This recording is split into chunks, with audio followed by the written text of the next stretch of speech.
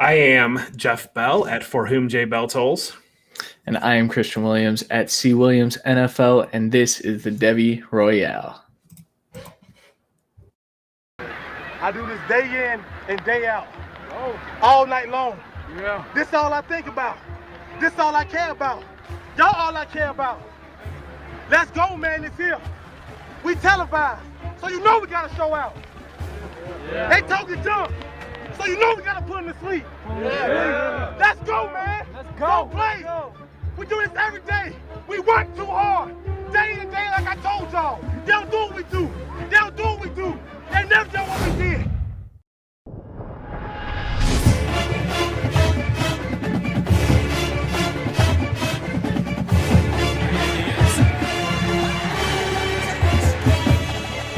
To the races, can they catch it?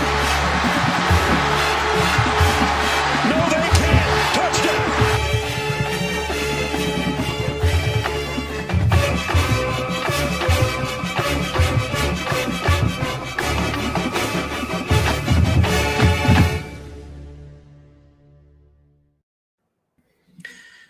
That music just gets me every time. You know, that's the best intro in the space. It's 9:30 on Tuesday night. That means that we are ready to go for the Devy Royale. Now, unfortunately, our guy, Kevin Coleman, is out sick tonight, and we are a three-man wolf pack. And so without one of our legs, you know, we're not going to throw our normal show at you. We're going to try to switch it up a little bit. Again, this is another episode of the Devy Royale. It's part of the Going for Two family. And we're going to do something different. We're going to look at two big legal schematic changes within the sport, kind of deep dive, see the impact that those are going to have in the sport. And also, before we start, we have a Scott Fish invite to give away, and we've tweeted this out, and we've got a handful of names. As many followers and listeners may know, we have a special robot that helps us put everything together with the show, and so I felt a little bit bad just calling him Robot. And so we threw out some names. Gymnastic had Roy Bot. Wyatt threw out some Royale with cheese. You know, Craig really cut me deep. He's talking about the robot being my eventual on-show replacement. That very well might be the case, Craig, but I'm going to fight that robot off as long as I can. But going through, you know, the thread is a lot of fun names. One stood out, a winner we're ready to announce. Christian knows him well. It's Randy Hall over at The Cut. He said the Rake, and that stood out to me. He named it the Royale Assistant Computer Educator, and the Rake stood out to me with the casino theme that we have going on. Why not have a rake coming in and messing things up? But Christian, how are you doing tonight? You know, how do you think about maybe some of these topics coming up, and what do you think about that name? Well, I love the name, and shout out to Randy. I'm glad. Randy is now going to be in Scott Fishbowl. I am just excited myself to be in Scott Fishbowl. It took a little nudge from you. Thank you, Jeff, for mentioning me under one of Scott's tweets. So now the whole family's in, and we love that. I don't know how we were going to do a giveaway when only 2 out of the 3 of us were in Scott Fishbowl, but we would have made it happen. I'm doing well. You know, it's day 2 of the glasses being here. You know, it's heavy allergy season here in Columbus. Yes. It's a struggle. That is for sure. I broke out the glasses for the first time on the live stream last night for The Cut, and I don't love it. But here I am, you know, can't do anything about it. Got some itchy eyes. So I'm excited for what we're going to talk about tonight, though, despite, you know, I hope Kevin's getting better. I hope he feels better by tomorrow and definitely by next Tuesday at 9:30, because we're definitely going to miss him tonight. But these topics should be pretty exciting. Corey in the chat. So we should have let Corey know he'd been in the third wheel. Corey I'm trying to give him that nudge. He's thinking about getting into the Devy space. If you are interested at all, you know, if you love college football, I think some of the things that we're going to talk about tonight are fantastic reasons to get into doing Devy. So, leading it off, the changing legislation, the NIL. I know that there are a couple states down south, and we would expect that they would be the leaders down south in kind of pushing through this through. how do you feel about the changing landscape with player compensation? How do you see it playing out? Do you see this as the type of thing where players are going to be compensated as salaried employees of the university? Or do you see this as the type of thing where it's going to be based on advertising dollars, the marketability of the players? But how do you see it? So, I saw there was like a blueprint from Ohio State that recently came out regarding this. Basically, they're setting up kind of like it's kind of like a website. It's kind of just like a system where players can kind of profit off of their name, image, and their likeness. I think that's what a lot of bigger colleges will do. I don't know how like smaller universities or smaller colleges are going to handle that, because I don't think that's going to really be impactful for them. Like, of course, everyone knows, Travion Henderson, and everyone knows Marvin Harrison Jr., or they will here soon. Those two guys, of course, I picked two incoming freshmen that not a lot of people know, but they will. And so those guys are definitely going to benefit from any type of system more. And so then you wonder, is it more fair to do like a salaried employee type of thing? I look at it as, I worked for my university in a campus recreation setting, right? They didn't pay a ton, but it paid, and I still worked for the university. You've got student assistants or like research assistants that work for the university, and they're not salaried, but they're hourly employees. And so you wonder if maybe they can incorporate something like that in. I don't know how it's going to play out, but I am very, very glad that these players are going to end up being able to profit off of what they give to their schools, because they give a ton to their schools. Without those players, those schools would probably be broke. Let's be real here. Yeah, and I went to Ohio University. We're a MAC school. I know you went to Cleveland State. So, D1 basketball, not D1 football.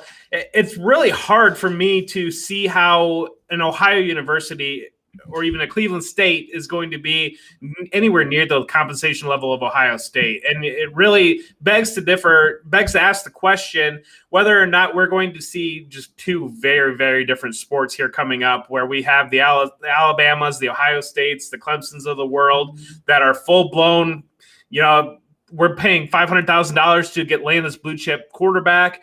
Or is it going to be the type of thing where the NCAA, I'm sure the NCAA is going to do their very, very best to be involved, but I'm skeptical. We're kind of reaching out, with these state laws. The states are kind of, I think people gave the NCAA their chance to put in whatever legislation they wanted to do, and the NCAA never quite got there. So they're saying we're going to take care of this ourselves, and it's going to leave the NCAA at a really questionable level. If there was the type of thing where the NCAA was involved and kind of putting everybody at an equal playing field, if we're giving players $50,000 or $30,000, whatever it might be, salaried across the schools, across all of Division I, that might be a thing and open up compensation based upon advertising. But certainly, again, for straight out buying players, and it's going to be $500,000 for your blue chip quarterback. I just can't see how an Ohio University would be able to compete in that world. Yeah, and it's going to be a tough thing where, then you're going to see recruits. For example, we can just use football since we're a football podcast. You're going to see 2- and 3-star recruits that maybe would have considered going elsewhere, go to Ohio State or go to Alabama or go to Georgia or go to Miami because they have an opportunity to make more money. And so then you're going to see a further discrepancy between your group of 5 or your MAC or your lesser conferences. I think you could even make the argument that the Pac-12 would take a hit. The Big 12, some of the lower level schools, and even some of the lower level schools within those bigger conferences like the Big 10 and the SEC. I think they could take a hit because they're not generating as much revenue, right? You've got Ohio State, Alabama that are constantly on national broadcasts. And so they're automatically getting more revenue all the time. And so then what you're going to see is players that should not be at those schools just for the money aspect and to say they played college football. it might be more difficult to identify Devy players, or when I'm doing NFL draft stuff, it might be a little more difficult because you're going to see players that don't have a ton of production that maybe would have elsewhere are a little more talented than their star rating would lead you to believe.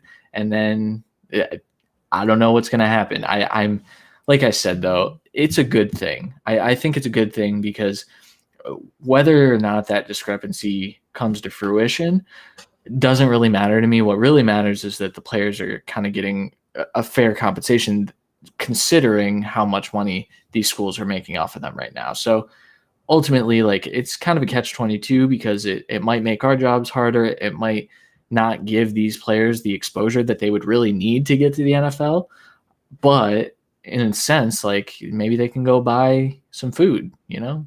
It's like, yeah, and it always gets back. I go back to Jalen Howard, or Jalen Rose was the one that we talked about when he was at Michigan. You know, they were just struggling to buy food essentially, and they'd walk past the bookstore and they would just see the Fab Five gear out on display. And living here in Columbus, you go down on campus and you walk past the bookstore, and it's not quite as bad now as it used to be because they've changed the numbering systems on what jerseys they're going to sell. But it used to be that the entire front of the bookstore was all football jerseys, and it was every single number of whoever your guy was. They wouldn't put the names on the back, but they weren't selling a number 7 just randomly. They were selling it because that was Ted Ginn's number type thing. And so it's just that frustration there.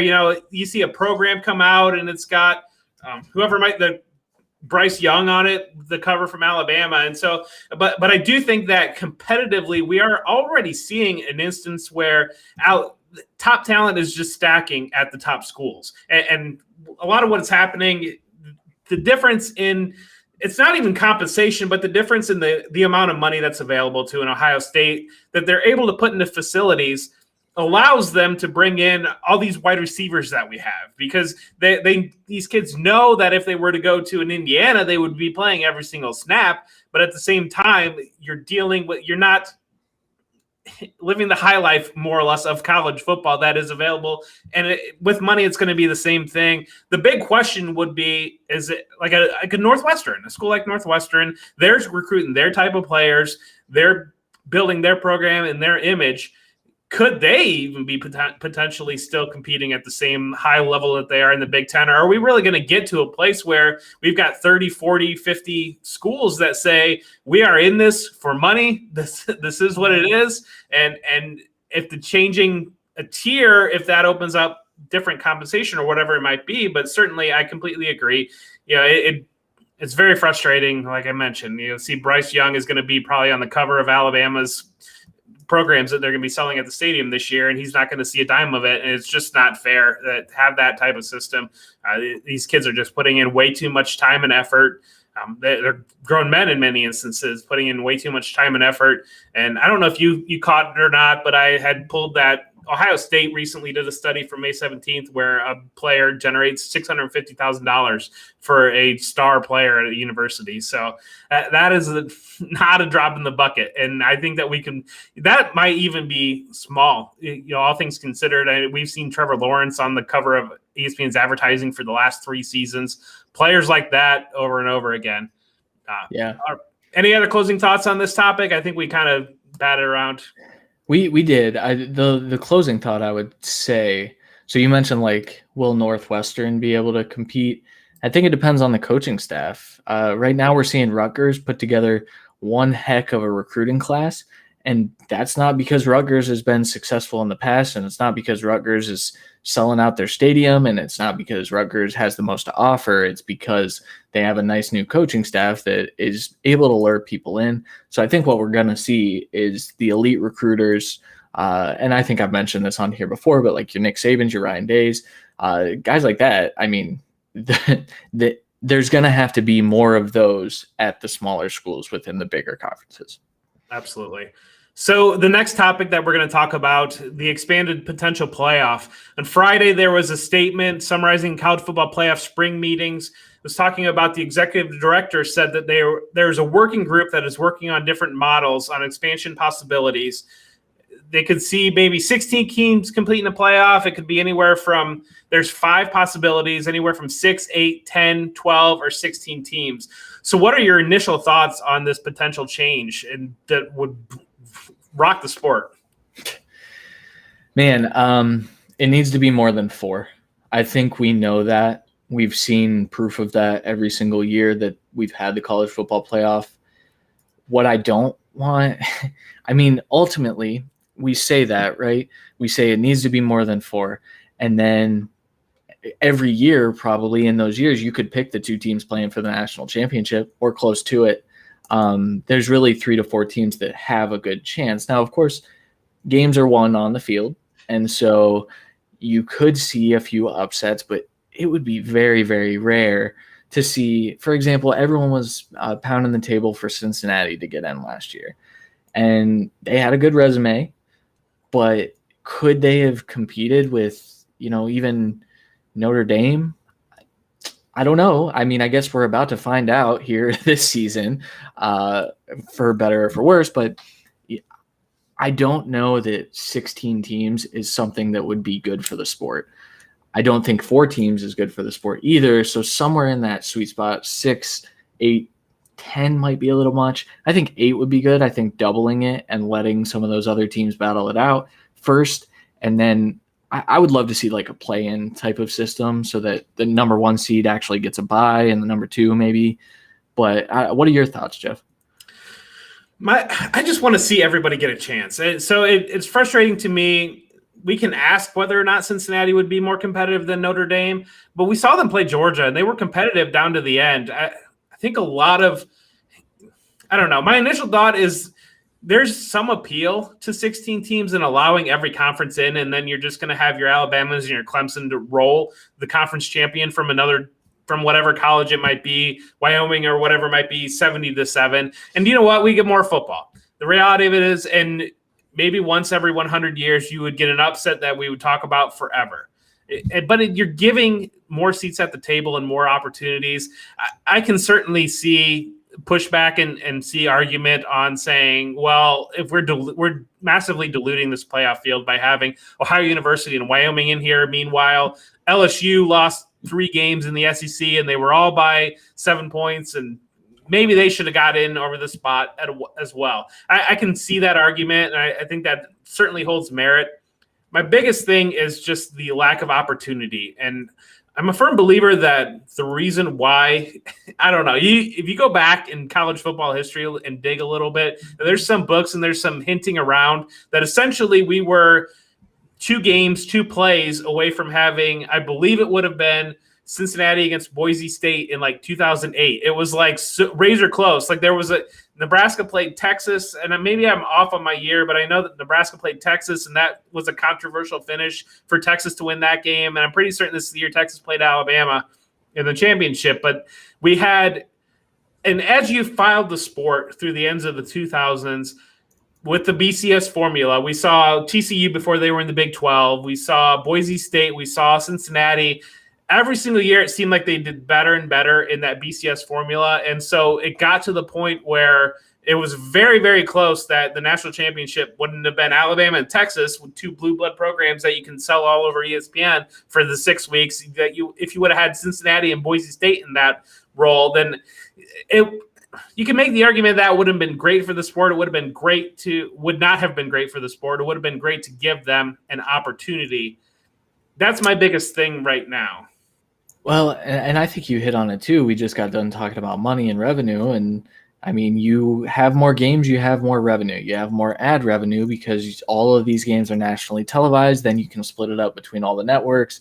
And that's all they care about. And that's all really that schools care about if we're getting down to it. And so if they have an opportunity to make more money, especially post-COVID, when all of these schools are hurting pretty badly, I think while we would love to say, oh, they're doing it so more teams can get in and have the chance at a national championship, we know that that's not going to be the case if they do go to like a 16.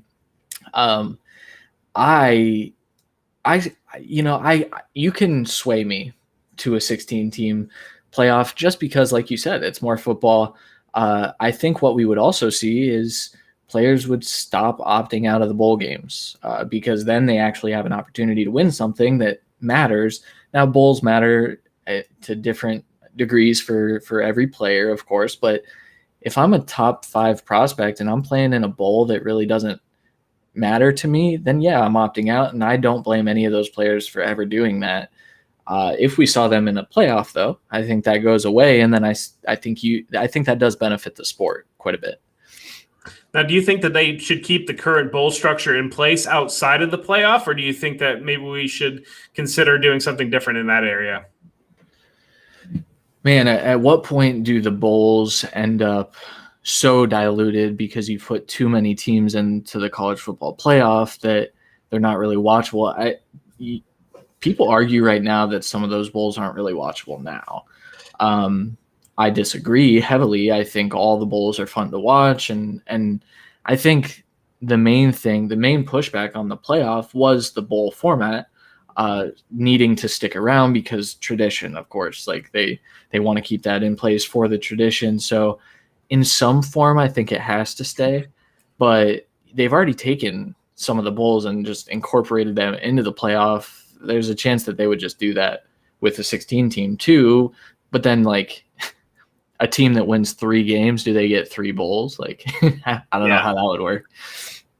No, I think that the structure, my first bowl game I went to was the Motor City Bowl, and it was really cool because it was a bowl game. I got to see Toledo play Cincinnati, and it was a lot of fun. And I saw, and then again, being Ohio University grad, they went to the Motor City Bowl, and I saw them play Marshall. And it's the type of thing that, as you can probably relate with Cleveland State making the NCAA tournament. I know that we're still in COVID, but these sports are huge for alumni bases. And like, if you are a smaller school and you make the NCAA tournament, I know some of my best memories, Ohio University's made the NCAA tournament a couple times since I've graduated, but those have been the times where alumni groups have gotten together. My friends from college, we've all gotten together, gone out to the bar. So I think you can make the argument there. The bowl games, if you're looking at them right, and the biggest thing is might have an Indiana program. And I remember back when Terry Hepner, they made a bowl game for like the first time in 20 years. And they knew that.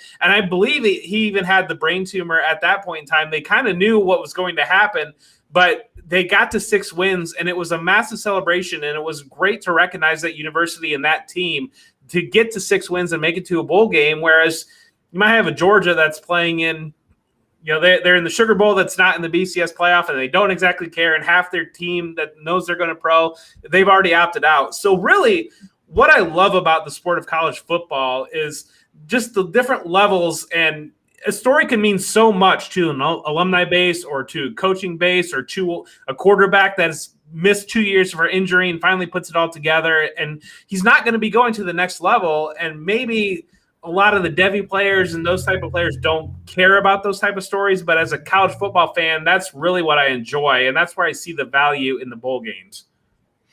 Yeah. And ultimately, like I said, it all comes back to money. I don't talk too much about this. I was a sport management major at Cleveland State, and so I wrote a lot of papers on the NCAA because I found it fascinating. I think they're a very corrupt organization, and they've never really been for their student athletes.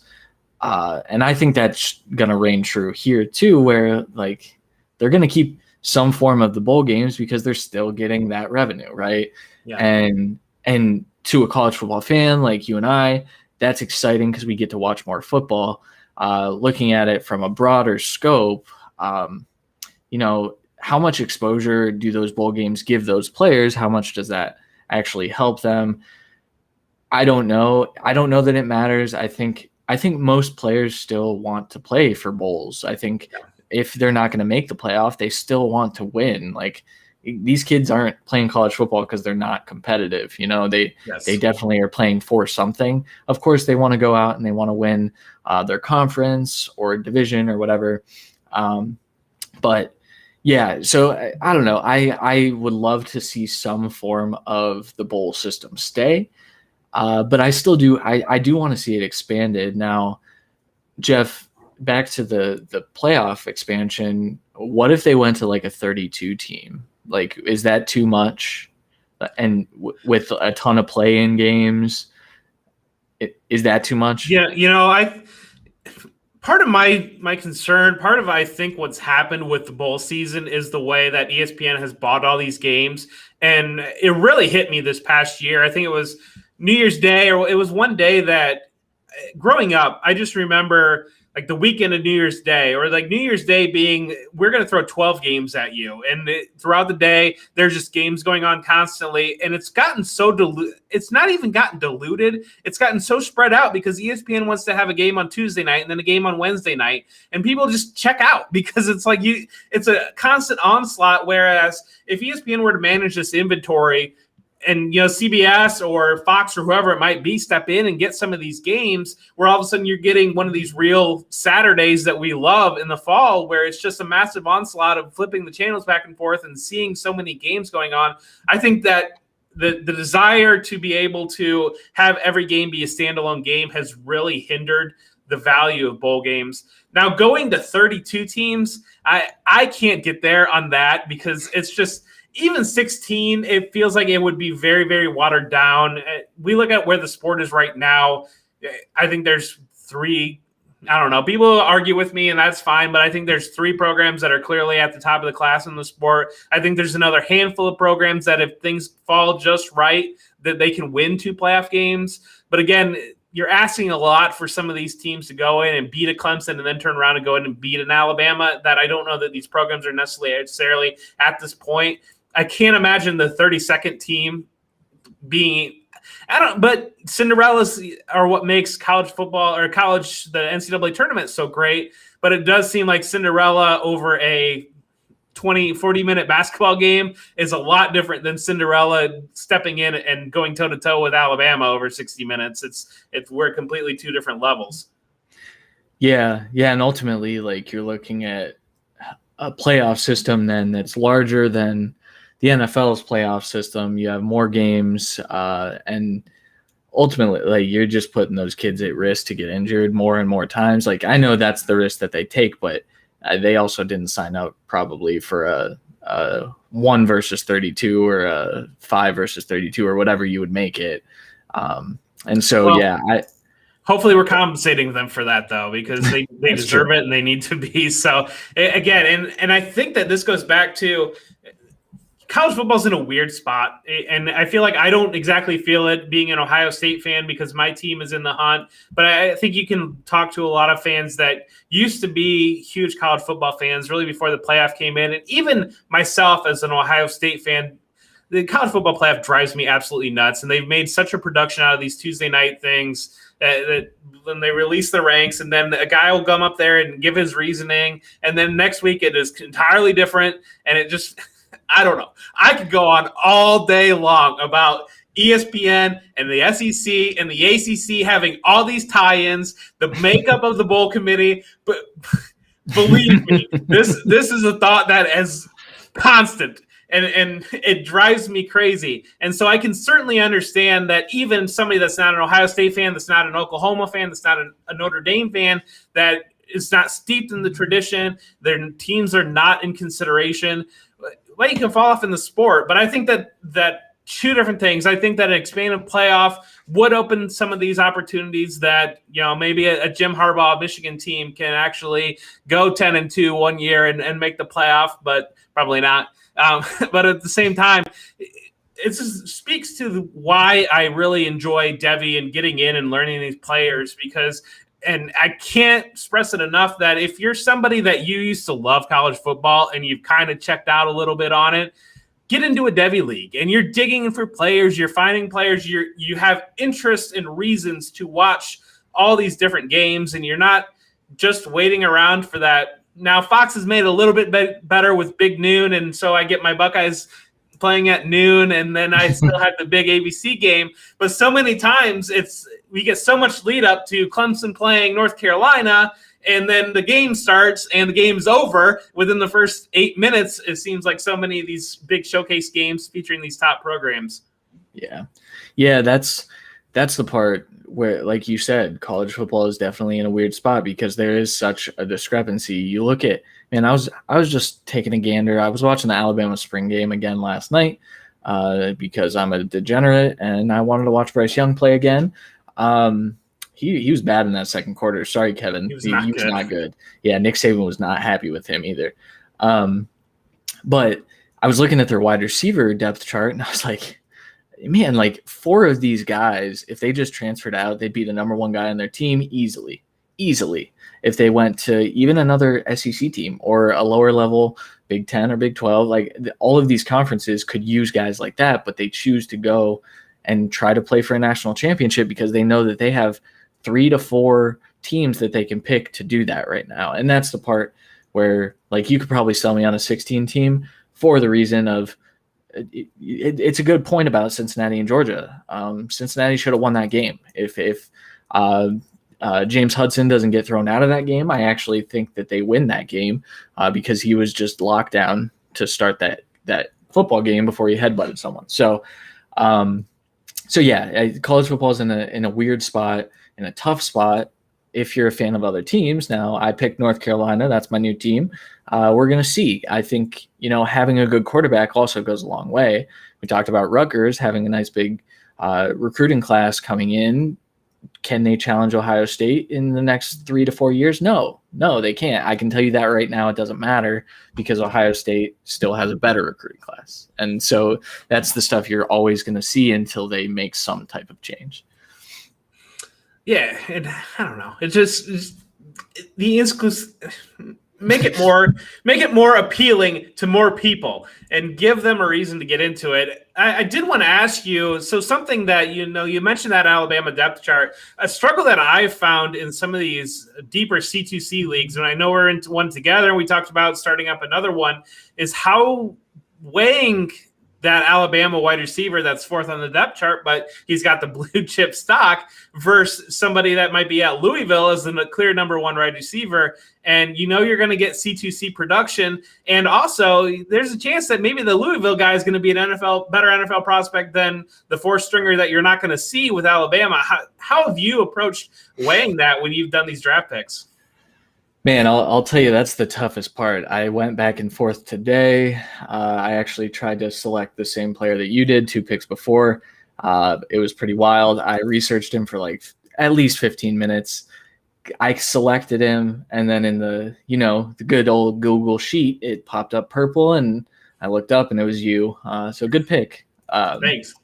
I can completely relate, though, because I had a similar – I swear, it's like Sunday I was getting pinged about being on the clock, and I finally sat down. And it's hard when you got kids, and my heart goes out to everybody that's trying to do these extended, elongated drafts with kids. But you finally find some time, and you go through. And I researched like 3 different guys and read about them, whatever it might be. Looked on the sheet to look where they were, and then Shane Hallam or yeah, Austin. These guys are so smart that we're in this league with, and it's so much fun. I'm learning a lot. But it's so frustrating to find a guy that he went a round ago because but iron sharpens iron, and I'm so thrilled to be playing with these guys. Yes. But I think let's bounce a little bit conference by conference. High level, I know we've written a couple pieces together highlighting some conferences, and if I ever get my butt in gear to do another one, we'll have some more going on. But let's start with the SEC and kind of, the teams that stand out at the beginning. You got Georgia, Alabama, Texas A&M. Is there anybody else that stands out in your mind, or how do you differentiate between these 3 teams? No. I mean, you would hope that maybe Florida can take a step under Emory Jones. I don't know that they can. I think his hype is a little crazy based on the fact that we've seen basically nothing from him yet. It's a lot of speculation or projection. And while I think he could be good, I don't think Florida has the talent across the board to compete with these guys. Georgia, obviously, I think I put in our article that I think the SEC is Georgia's to lose for the first time in a very, very long time, because Alabama, this is the biggest retool I can remember. Even last year, you had Devontae Smith coming back. You had Waddle coming back. You had a lot of consistency on that defense. That's where I think Georgia is going to benefit. Now they lost some secondary players. They lost 2 really, really good corners, 3 really good corners, Daniels as well. And so I think that's where they might take a hit, but their offense basically all returned. And losing George Pickens sucks. It does suck.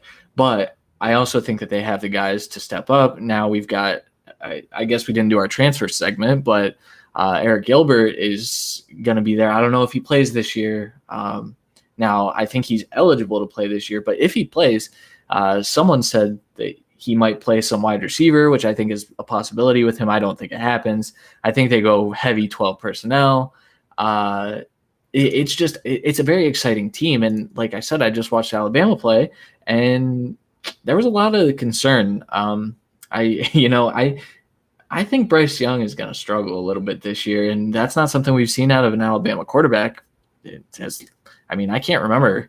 Maybe Jalen Hurts when he was there struggled a little bit his first year, but I don't know. How do you differentiate between these three teams, Jeff? It's hard again. So we look back at the last 2 years. I think LSU brought back so many guys that could have gone pro, and they really came back with a mission, and they won a national championship. And then I think Alabama saw that in their division, and very much the same thing. Devonta Smith, these Najee Harris, they could have gone pro, and they came back with a mission. And I look across the sport, and I really don't see a team that did that this year. It's just kind of seemed like everybody was done with the COVID protocols and whatever it might be, and everybody just kind of moved on. As we look at these three teams, Kevin was going to talk about them, and maybe he will in the future. My eyes keep going to Texas A&M, man, because I think that defense is going to be legitimate. I think if they get anything out of Baylor Cup, they're going to be running two very good tight ends out there. Isaiah Spiller is both of ours top 2022 running back, so they can lean on him. Haynes King coming in as the new quarterback. Everybody in this conference, except for Georgia, is dealing with a new quarterback, and except for my wild card team that I think is going to make a lot of very, very interesting Saturdays down there in the Grove. Ole Miss, I think, is going to be interesting with Lane Kiffin pulling out all the stops, and Matt Corral, I think, is going to be very interesting at quarterback. So that's a team that I got my eye on a little bit. LSU, it just kind of seemed like they hit magic. I just not. Coach O is very entertaining, and he's a great personality to have around the sport. But it does seem like they just kind of put everything together for a perfect season, and they've really struggled to recover after that. Florida is a team that you're bringing in a new quarterback with Emory Jones. I think Dan Mullen's done a lot better job building that program, but they're still not all the way there to be able to compete with these top three teams. It goes back to, but ultimately at the end of the day, we've seen the Nick Saban tenure now for feels like 2 decades. And we've seen, it feels like this position before where we're finally like, okay, Alabama might be down a little bit. And then all of a sudden Alabama goes 12-0 somehow, and they're right there at the end. I know they fell off a little bit a couple of years ago, and they have had those years every once in a while. But it does kind of seem like usually one of those teams that gets them that I can't quite get there on is Auburn, bringing in the new coach of Brian Harrison. Tank Bigsby and Bo Nix. I don't know that they're going to be able to knock off Alabama again. But do you have any closing thoughts on the conference? No, we know that this is going to be, we're going to see a lot of the SEC. We do every year, and I'm excited. I think it's as wide open as it's been in a while. And so that's going to make it a little more exciting for me this year. All right, let's bounce to the next conference, close and near and dear to my heart and your location, the Big Ten. So Big Ten, we've got Ohio State, and then what do we got? Not much. I think you can make a case for Indiana. I think a lot of people are trying to make a case for Wisconsin. I won't be doing that. I won't really make a case for them. Indiana, though, we talk about them on our podcast. I think we're changing you into an Indiana fan with how much we talk about them. But I think it's been like 50 years since they beat Ohio State, so I don't exactly have. It's always the joke here in Columbus is that's the extra home game whenever they're playing at Indiana because the tickets are so much cheaper over there, and everybody makes the 3 or 4 hour drive over to Bloomington, and the stadium is all full of Buckeye fans. But that. I think Tom Allen is an excellent coach. And, I've been in, I believe in the program that he's building. But I do have to give a shout out to Felix Sharp. I was listening to the Devy debate this week, and he brought up a great point that Indiana, Tom Allen has done a great job in developing these players, but the recruiting ranks of their classes have really not changed, and it really kind of been sitting in that 50, 60s range. And, we see with Pat Fitzgerald on the other side of this conference that he's continually able to take maybe lesser recruits and turn them into NFL players, turn them into productive players at Northwestern. And maybe Tom Allen's doing some of that. But Felix, again, the program that he pointed out was Mike Loxley at Maryland, because he's done a much better job at recruiting. And that's a hotbed that if he's able to close down that area around that school, they could really build something there. We are obligated with Kevin out of action to mention Michigan. That's our mention of Michigan. And then Penn State is always going to be right there too, battling Ohio State with, the aid of the refs in the most lopsided officiated game of the year. So I don't know, Penn State, if you can buy into Sean Clifford, or am I blanking on whoever the quarterback there is, but I don't know about that one. Penn State has some intriguing skill position players. Now, obviously, they lost probably their best one in a little while in Fryermuth, but I think their running back room is going to be interesting. We talk about this. It doesn't matter. It's Ohio State. It's Ohio State. I should be the best team in the nation this year, and I say that as a non-Ohio State fan. I'm sure you will agree as an Ohio State fan that just the talent they have and the talent that they have returning. I mean, with Rucker coming back, with Olave coming back, like that, it's ridiculous. They're so far ahead of the other guys, or the other teams. So you love to see it, you hate to see it at the same time, because it's really not that competitive. Big Ten games really aren't that fun to watch until like the Big Ten championship, and then they're still not fun to watch. So. My assignment this week was to really hammer down on the Michigan State spring game, and I tweeted out today that something about the presentation and these teams being in the heart of Big Ten country at about, unless Ohio State is on Big Noon at about 1:00 on Saturday. I usually like to settle it to throw it on ESPN2 on whatever Big Ten West game might be on and catch a little 45-minute nap. And the Michigan State spring game, watching it this morning, was kind of putting me in the same place. So, but I hate to put the cart in front of the horse, and I'm really trying to downplay it, because I did mention how LSU and Alabama had so many players come back. But really, if you look across the landscape, Ohio State does kind of feel like that team where Chris Olave, Rucker, Thayer Munford all could have gone, and they all kind of came back for a mission. Obviously, the quarterback situation there is going to be very, very interesting. I think it's getting more and more interesting by the moment, but that is what it is. So let's, unless you got any closing thoughts on the Big Ten. No, I don't. Ohio State's going to win the Big Ten, and we already know that, so we can just pencil it in. I wouldn't make a bet against them. All right. Next up, ACC. We've seen Clemson kind of take control of this conference, but at the same time, we talk about recruiting rankings and what Mac Brown is doing in North Carolina, having Sam Howell there. They might be closing the gap, but I know that they are close to your heart now. They're your new team. Are you going to get all brave on us and pick them to kind of push Clemson here now? I think they'll push them, and if only because I think Sam Howell takes the lead this year. And having a good quarterback is becoming increasingly important in college football. Obviously, your top quarterbacks are the ones that typically go the furthest. You look at the last few national champions and how many, I guess, we've got Mac Jones, we've got Joe Burrow, we've got Tua, right? And so you've got quite a few national championship winning quarterbacks.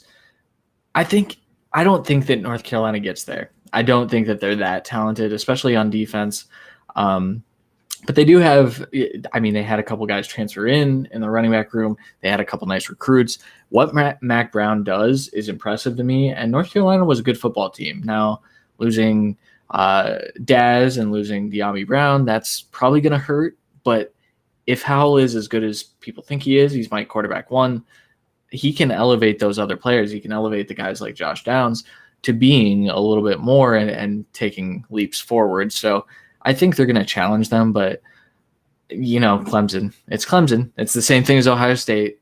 We should probably shout out Miami here as well. I don't want to. They were my pretender because I think they're going to be a little bit overrated, but we did talk about them a little bit last week, so I don't want to hammer on it. But yeah, it's Clemson for me.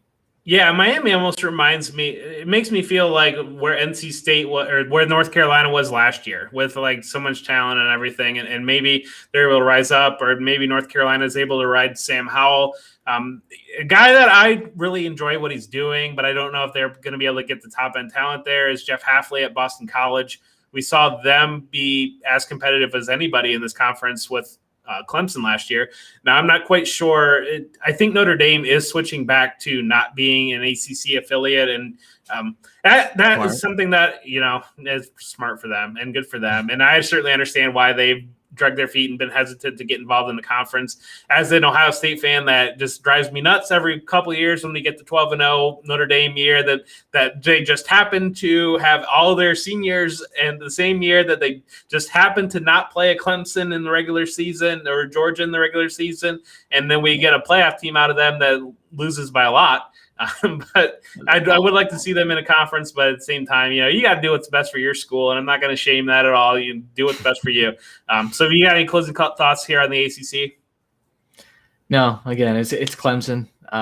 Too much talent there, and just a really good program. Dabo Swinney is a very good coach, as much as I really don't like him as probably a person, and just I don't like his style all that much, but his players buy into their system, and they are good every single year. So it's kind of like the Big Ten. It sucks, but it's penciled in pretty much. So. All right. So then next up is the conference that I'm currently sitting on and need to get my homework done on. But we have the Big 12 here, and the two teams that stand out right now are Oklahoma and Iowa State. Matt Campbell's building a great program at Iowa State. They've been competitive the last couple of years. Texas feels like they need to be mentioned just because Sarkisian and Bijan Robinson brings so much attention within the Devy space. But who is your Big 12 team? Well, I think another team that needs to be mentioned, oh God, I might get killed for this, TCU. I think TCU definitely has a shot to be competitive at the very least. Now, do I think they're the same caliber as Oklahoma or Iowa State? Probably not. I don't think Texas is really in that tier either. This is Oklahoma's year. This has to be Oklahoma's year, or I think Lincoln Riley has to maybe look at doing something else because he just constantly gets embarrassed in the playoffs, and you hate to see it. He's a really good coach. He's a brilliant offensive mind, and he is one of the best quarterback coaches in college football. We've seen that now. I hope we see that out of Rattler this year. But again, am I going to bet on Spencer Rattler? Am I going to bet on Brock Purdy? That's an easy answer for me. It's definitely going to be Rattler. And so, and then Eric Gray coming in. Oklahoma, like I said, that's probably my dark horse to win the national championship. Iowa State, I need to see more out of Brock Purdy. They can't just give Reese the ball 400 times, which they're going to try. Yeah, throw it to the tight end, and Purdy's going to run a little bit. But I think that the program is interesting in the sense that they are doing things in the Big 12 that really nobody else in the conference is doing. And so it's something that drives me nuts as we see these conferences. You might see Rutgers will hire Ohio State's assistant defensive coordinator, and then they'll try to build the exact same way as Ohio State over in Rutgers, only they're doing it with 2-star talent versus 5-star talent. And so it always drives me crazy how often we see within these conferences teams schools will pluck coordinators from the team at the top of the conference who just knows one way to do it. So I appreciate Matt Campbell and what Iowa State is doing. Styles make fights is what I always like to say, and they are certainly differently stylistically. This does kind of feel like a ticking time bomb, both with Matt Campbell and with Lincoln Riley, on when are we going to see them at the NFL level? Because I feel like both of these guys kind of feel destined to be there. I know the Lions made an aggressive offer to Matt Campbell this year, but he turned it down because he's the type of guy that if that's the only shot that he gets, you're going to take the Lions job when they're clearly in a rebuild and probably going to fire a coach in 2 or 3 years. But I think you hit a great point there. The window is now for Riley, and we talk about Alabama being down. We look at Lincoln Riley. We look at Ryan Day. We look at Kirby Smart as one of these guys got to break through and win a national championship, because if Nick Saban steals another one, or if Dabo puts it together and he takes another one, the gap really starts to widen. Recruiting wise, these schools they're right there. And we're kind of waiting for a little bit of news on JT Tumalau, and that might swing if he goes to Ohio State, if he goes to Alabama, whatever it might be. That's probably going to decide the recruiting crown. But I know right now both Alabama and Ohio State are on pace for record-breaking classes in terms of the 2022 recruiting cycle. So hopefully we get to see it. But do you have any closing thoughts on the Big 12? Just quickly, I love what Matt Campbell does. I don't want that to be perceived as I don't like Iowa State, because I think he's one of the best. You can make an argument that he's a better coach bar for bar than Lincoln Riley, because Lincoln Riley has the talent, Matt Campbell doesn't, and he still makes it work. I do think that he's probably less likely to move to NFL right away. I think Lincoln Riley's going to have to here soon. But I'm intrigued. I think it's going to be fun.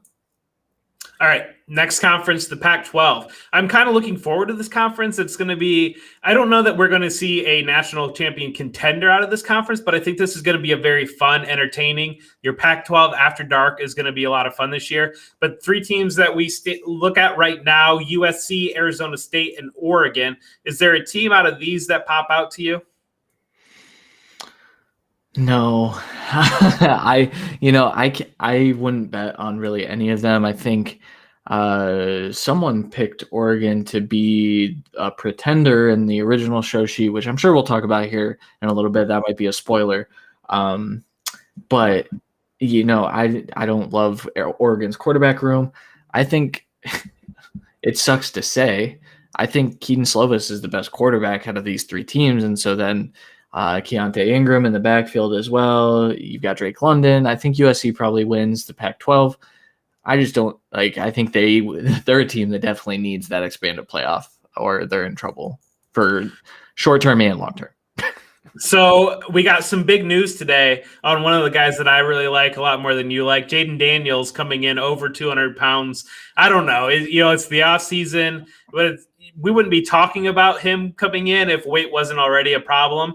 But the thing that I see that he's doing the things that we want to see him do to be able to develop, it's not Tony Dungy, it's Herman Edwards is the coach there. He's bringing the NFL mindset to Arizona State and building that program, and we're starting to see more talent come out of there. And so it'll be interesting to see between Jaden Daniels and Keaton Slovis who really steps forward in this conference as the best quarterback, or it might be sitting on the bench in Oregon, really, realistically, right now. That's true. Really quickly, too, I just drafted Chad Johnson Jr., who Jaden Daniels could be throwing to. I was reading a little bit of good news about him. Plus, Daddy's got good footwork, so hopefully so does Chad Johnson Jr. All right, so some G5. So I feel like I'm a G5 guy at heart, and you might be a little bit too. So the two biggest schools right now are Nevada and Cincinnati that kind of stand out. We saw Cincinnati get very, very close last year to breaking through that glass ceiling. Nevada has a guy that I think both of us are pretty infatuated with at quarterback. Who do you – I think maybe I need to just step out of the way and give you a podium for your guy here. Nevada is going to be a lot better than – I don't know what the preseason rankings will look like. I think they should be ranked preseason. I think Cincinnati should be too. I think Cincinnati did lose a couple of safeties, and they lost a few pieces that is a little concerning, but I think they should be replaceable guys. James Wiggins was like a 7th-round pick, so it's not a huge loss, but Cincinnati definitely has the mold to be the best G5 school because they're more like – they're closer to Power 5 than Nevada is, right? They have a tougher schedule. They play better teams. Desmond Ritter's been through that already. And that Ritter's a guy that I like. I know you like him as well. I do. But I don't like him as much as I like Carson Strong, who after a couple more games, I was starting to question myself a little bit. I have Carson Strong as my QB2 for the 2022 NFL draft. I think this kid is going to be extremely good. Some troll came in my comment. I wrote an article about Carson Strong. It's on thecutffb.com. Should be the first one when you go there. I highlighted all the reasons why he is my QB2, and some troll came in and he said, learn how to evaluate quarterbacks. This is a fake offense. I said, okay, I don't know about that, but because Carson Strong, if it was a fake offense, Carson Strong wouldn't be just placing the ball 45 yards downfield perfectly, constantly. His placement is some of the best in the class, if not the best in the class. The kid is good, and they've got talent. They've got Cole Turner. They've got Romeo Doubs coming back. And this is a team that I think could take that next step. I think Nevada plays in another bowl game this year, and I think that's exciting. I'm excited to watch that team. Yeah, and my heart goes to Cincinnati. I'm already circling on the calendar Cincinnati playing Notre Dame. I think that's going to be a great game. Two very fun styles going against each other. It's not going to be spread the field. It's going to be a little bit of a throwback game. Marcus Freeman going from Cincinnati defense coordinator to Notre Dame's defensive coordinator, kind of bringing that up. So it'll be interesting to see that stylistically and to see that that's probably going to go a long way towards deciding who might swing into that. If it's going to be this year, the fourth spot. I don't think that they're going to change it this year, but certainly we're going to see where that comes out in the future. Now is the time of the show, actually a little bit ago when we would have played our games, but Kevin is down and part of our heart is missing. And so we can't take the chain off our reigning champion, Kevin. So if you've tuned in, I graciously appreciate you tuning in and you're waiting for that. I'm sorry that we're going to let you down this week, but hopefully we threw a lot of interesting thoughts and discussions at you. But Christian, I think I'm going to step out and give you a little bit of FaceTime if you want it. I'll take some FaceTime. I didn't prepare anything. I need to start preparing like they do on Around the Horn and stuff. They always have something Is ready. that what pros do? I think. So what I want to talk about is my use of LOL as a punctuation, right? All of you guys that follow me on Twitter just know I grew up with phones. I was in 7th grade when I got a phone, and I didn't put a lot of exclamations or periods at the end of my sentences. So I sometimes end my sentences with LOL. I don't mean to be a jerk. I don't mean to be condescending, but this is also just a plug to follow me at C Williams NFL. You're going to hear that in a second, but follow Jeff too at For Whom J Bell Tolls, and then follow Kevin at DuBois_22. Is that right? Yes, that's right. Heck yeah. So yeah, Twitter is a wild place. And so I don't ever mean to be a mean person. I'm a nice person. Jeff's nicer, probably. Kevin's definitely nicer. So, but I just wanted to clear the air. Shout out to someone who I was arguing with today. I'm sorry. I love you. Yeah, it is. It is what it is. LOL. We try our best. LOL. All right. So next week, June 8th, we will be back right here at this 9:30 spot. Catch us on the Going for Two family. You can follow our YouTube, the Devy Royale, and then we'll be in your Apple streams with Going for Two, that podcast. Until then, I am Jeff Bell at For Whom J Bell Tolls. And I am Christian Williams at C Williams NFL, and this is the Devy Royale.